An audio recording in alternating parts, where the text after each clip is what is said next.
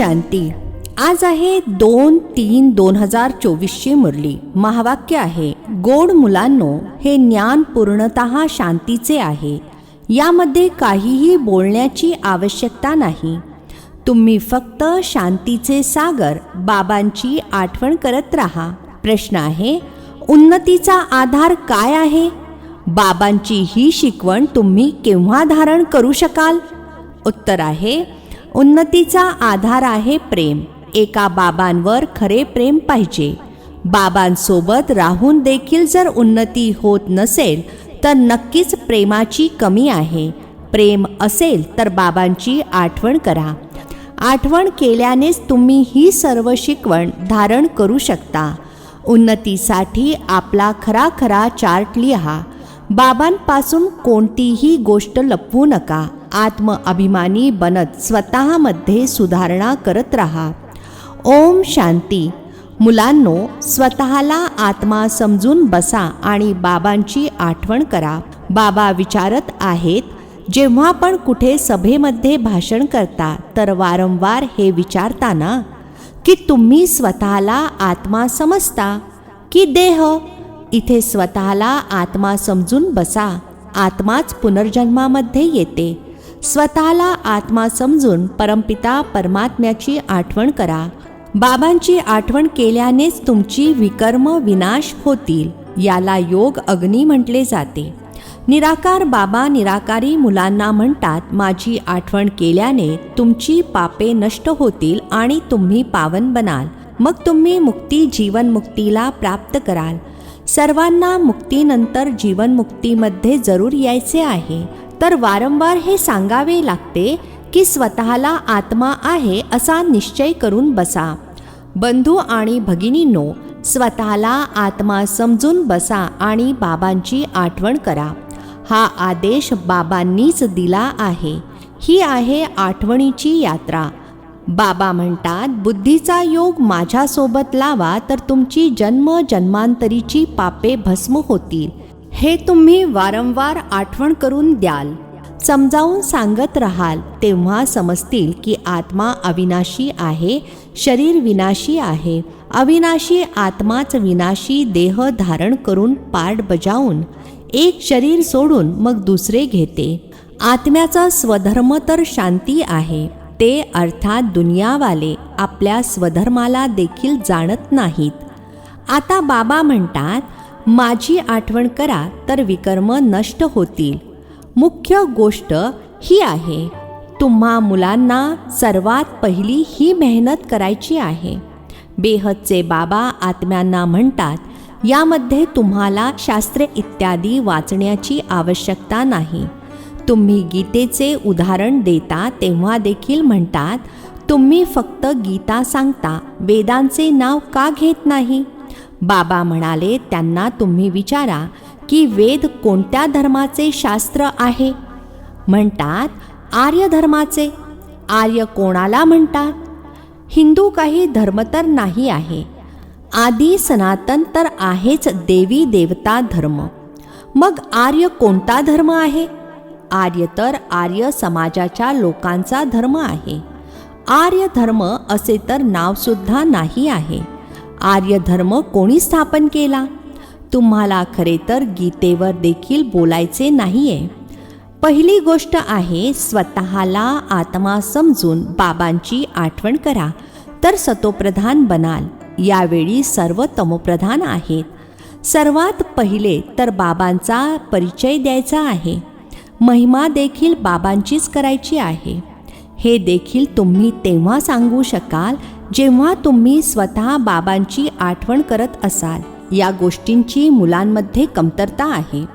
बाबा नेहमी म्हणतात, आठवणीच्या यात्रेचा चार्ट ठेवा. प्रत्येकाने आपल्या मनाला विचारा, मी कितपत आठवण करतो? तुम्हा मुलांचे हृदय आनंदाने भरून गेले पाहिजे. तुम्हाला आंतरिक खुशी होत असेल तर दुसऱ्यांना देखील समजावून सांगण्याचा परिणाम होईल. पहिली मुख्य गोष्ट हीच सांगायची आहे की बंधू आणि भगिनींनो, स्वतःला आत्मा समजा.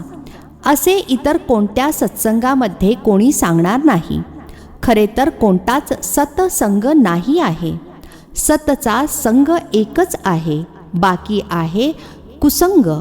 इथे आहे एकदम नवीन गोष्ट. वेदांपासून कोणताही धर्म स्थापन झालेला नाही. तर मग आम्ही वेदांवर का बोलावे? कोणालाच हे ज्ञान नाहीये. स्वतःच म्हणतात नेती नेती, अर्थात आम्हाला माहीत नाही. तर नास्तिक आहेत ना. आता बाबा स्वतः म्हणतात आस्तिक बना, स्वतःला आत्मा समजा. या काही गोष्टी गीतेमध्ये आहेत, वेदांमध्ये नाहीत. वेद उपनिषदे तर भरपूर आहेत. आता ती कोणत्या धर्माची शास्त्रे आहेत? मनुष्य तर स्वतःबद्दलच गोष्टी सांगतात. तुम्ही कोणाचेही ऐकायचे नाहीये. बाबा तर सोपे करून सांगतात. स्वतःला आत्मा समजून बाबांची आठवण करा तर पावन बनाल. त्यामुळे जगाच्या इतिहास भूगोलाविषयी जाणून घ्यायचे आहे. तुमचे हे त्रिमूर्ती गोळ्याचे चित्र आहे मुख्य. यामध्ये सर्व धर्म येतात. सर्वप्रथम आहे देवी देवता धर्म.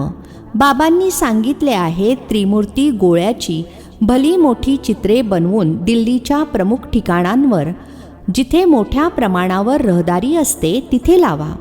मेटलच्या शीटवर केली पाहिजेत. शिडीच्या चित्रामध्ये तर इतर धर्मांविषयी माहिती नाही आहे. ही 2 चित्रे मुख्य आहेत. यांच्यावरच समजावून सांगायचे आहे. पहिला आहे बाबांचा परिचय. बाबांकडूनच वारसा मिळतो. या गोष्टींबद्दल निश्चय केल्याशिवाय तुमचे काहीही कोणालाही समजू शकणार नाही. बाबांना जर समजू शकले नाही तर मग बाकीच्या चित्रांसमोर घेऊन जाणे व्यर्थ आहे. अल्फ अर्थात बाबांना समजल्याशिवाय बाकीचे काहीही समजू शकणार नाहीत. बाबांच्या परिचयाव्यतिरिक्त इतर कोणतीही गोष्ट बोलू नका. बाबांकडूनच बेहदचा वारसा मिळतो.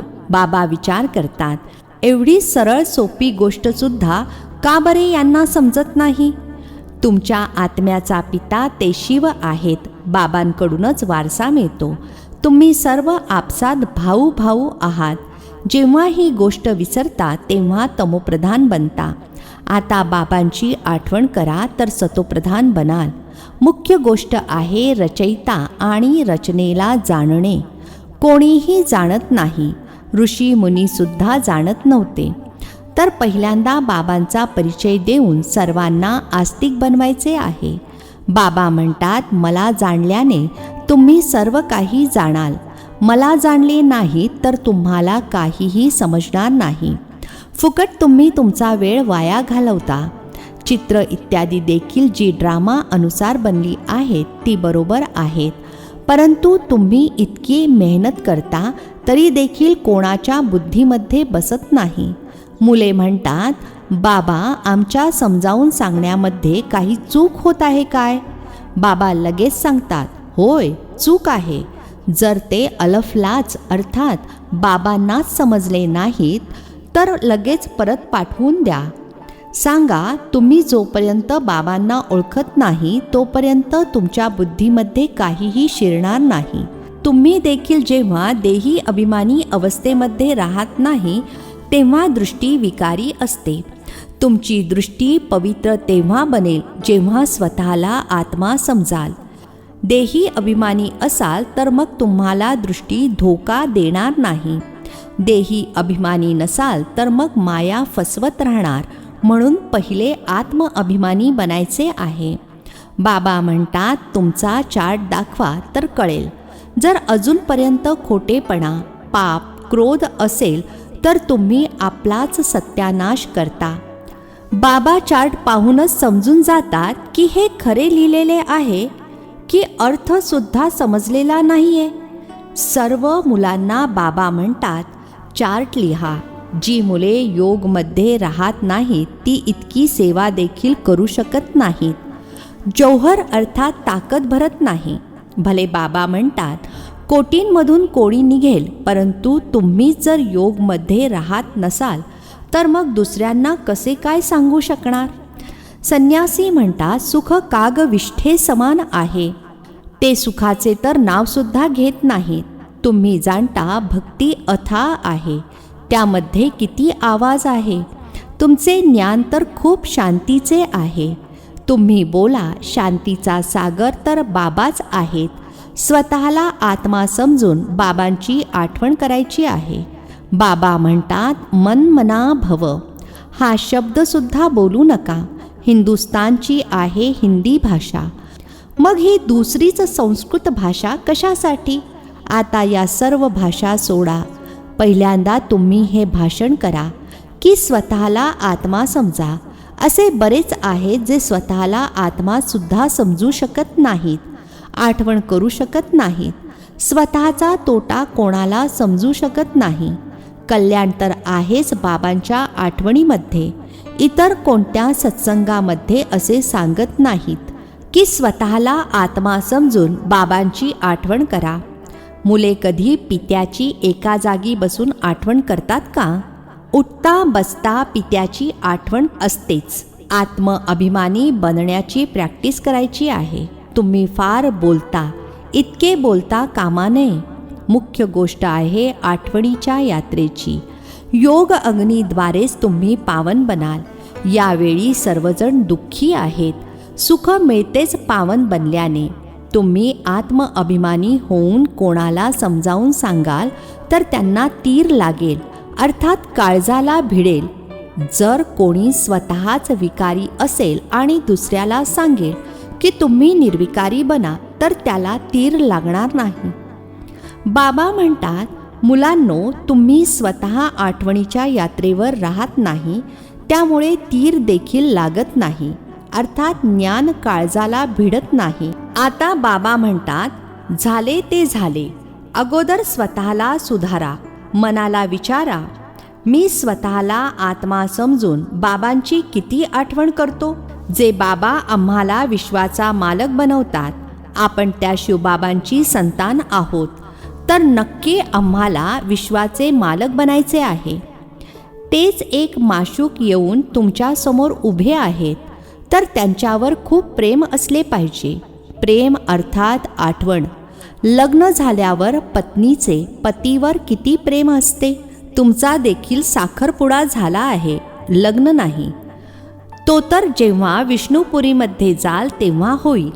आधी शिवबाबांकडे जाणार, नंतर मग सासरी जाणार. साखरपुड्याचा आनंद काही कमी असतो का?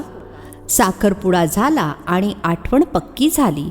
सतयुगामध्ये देखील साखरपुडा होतो, परंतु तिथे साखरपुडा कधी तुटत नाही. अकाली मृत्यू होत नाही. हे तर इथे होते. तुम्हा मुलांना सुद्धा गृहस्थ व्यवहारामध्ये राहून पवित्र बनायचे आहे. भले खूप जवळ राहतात तरी देखील उन्नती होत नाही. जे त्या प्रेमाने येतात त्यांची उन्नती होते. आठवणच नाही तर प्रेम देखील राहत नाही, तर मग त्यांची शिकवण देखील धारण करू शकत नाहीत. भगवान वाच, तुम्ही मुलांनी सर्वांना हाच संदेश द्या की काम महाशत्रू आहे, जो आदी मध्य अंत दुःख देतो. तुम्ही तर पवित्र सतयुगाचे मालक होता. आता तुम्ही अधपतन झाल्याने गलिच्छ बनले आहात. आता या शेवटच्या जन्मामध्ये पुन्हा पवित्र बना. कामचितेवर बसण्याचा हतियाला आता रद्द करा. तुम्ही मुले जेव्हा योगयुक्त होऊन बोलाल तेव्हा कुठे कोणाच्या डोक्यात शिरेल. ज्ञान तलवारीला योगाची धार अर्थात शक्ती पाहिजे. हीच एक पहिली मुख्य गोष्ट आहे. मुले म्हणतात, बाबा आम्ही खूप मेहनत करतो, तेव्हा कुठे मुश्किलीने कोणी एखादा निघतो. बाबा म्हणतात, योगमध्ये राहून समजावून सांगा. आठवणीच्या यात्रेवर राहण्याची मेहनत करा. रावणाकडून हार खाऊन तुम्ही विकारी बनले आहात. आता निर्विकारी बना. बाबांच्या आठवणीने तुमच्या सर्व मनोकामना पूर्ण होतील. बाबा स्वर्गाचा मालक बनवतात. बाबा मार्गदर्शन तर खूप करतात, परंतु मुलांना व्यवस्थित कळून येत नाही. त्यामुळे इतर अनेक गोष्टींमध्ये मग्न होऊन जातात. मुख्य तर बाबांचा संदेश द्या. परंतु आपणच आठवण करत नसतील तर दुसऱ्यांना तरी कसे सांगतील? फसवेगिरी चालणार नाही. दुसऱ्यांना सांगाल विकारामध्ये जाऊ नका आणि स्वतः मात्र विकारामध्ये जाल तर नक्की मन खात राहील. असे देखील धोकेबाज आहेत. म्हणून बाबा म्हणतात, मुख्य गोष्ट आहेच अलफ अर्थात बाबा. अलफला जाणल्याने तुम्हाला सर्व काही समजेल. जर अलफलाच जाणले नाही तर तुम्ही काहीही समजू शकणार नाही. अच्छा, गोड गोड खूप खूप वर्षांनंतर भेटलेल्या मुलांप्रती मातपिता बापदादांची प्रेमपूर्वक आठवण आणि सुप्रभात. आत्मिक पित्याचा आत्मिक मुलांना नमस्ते. आम्हा आत्मिक मुलांचा आत्मिक पित्याला नमस्ते. धारणेसाठी मुख्य सारांश आहे. पहिला पॉइंट आहे, बाबांच्या आठवणीच्या आंतरिक खुशीमध्ये राहून दुसऱ्यांना बाबांचा परिचय द्यायचा आहे. सर्वांना एका बाबांची महती सांगायची आहे. दुसरा पॉइंट आहे, आत्मअभिमानी बनण्याचा खूप सराव करायचा आहे. जास्त बोलायचे नाही. झाले ते झाले म्हणून पहिले स्वतःला सुधारायचे आहे. आठवणीच्या यात्रेचा खरा खरा चार्ट ठेवायचा आहे. आजचे वरदान आहे, ब्राह्मण जीवनामध्ये विविध अनुभूतींद्वारे रमणीकतेचा अनुभव करणारे संपन्न आत्मा भव. ब्राह्मण जीवनामध्ये विविध अनुभूतींद्वारे रमणीकतेचा अनुभव करणारे संपन्न आत्मा भव. स्पष्टीकरण आहे, जीवनामध्ये प्रत्येक मनुष्य आत्म्याच्या आवडीनिवडीमध्ये विविधता आहे. तर पूर्ण दिवसभरामध्ये विविध नात्यांचा, विविध स्वरूपांचा वेगवेगळ्या प्रकारे अनुभव करा तर अतिशय रमणीक जीवनाचा अनुभव कराल. ब्राह्मण जीवन ईश्वरासोबत सर्व संबंध अनुभव करविणारे संपन्न जीवन आहे. त्यामुळे एका देखील संबंधाची कमतरता राहू देऊ नका. जर आत्म्याचा कोणता थोडासा किंवा पुसटसा जरी संबंध मिक्स झाला तरी देखील सर्व शब्दच संपून जाईल. जिथे सर्व आहे तिथे संपन्नता आहे. म्हणून सर्व संबंधांनी स्मृती स्वरूप बना. स्लोगन आहे, बाप समान अव्यक्त रूपधारी बनून निसर्गाच्या प्रत्येक दृश्याला पाहाल तर गोंधळून जाणार नाही. बाप समान अव्यक्त रूपधारी बनून निसर्गाच्या प्रत्येक दृश्याला पाहाल तर गोंधळून जाणार नाही. अच्छा, ओम शांती. नवनवीन मराठी व्हिडिओज प्राप्त करण्यासाठी सबस्क्राईब करा मराठी गॉड रिपोर्ट चॅनलला.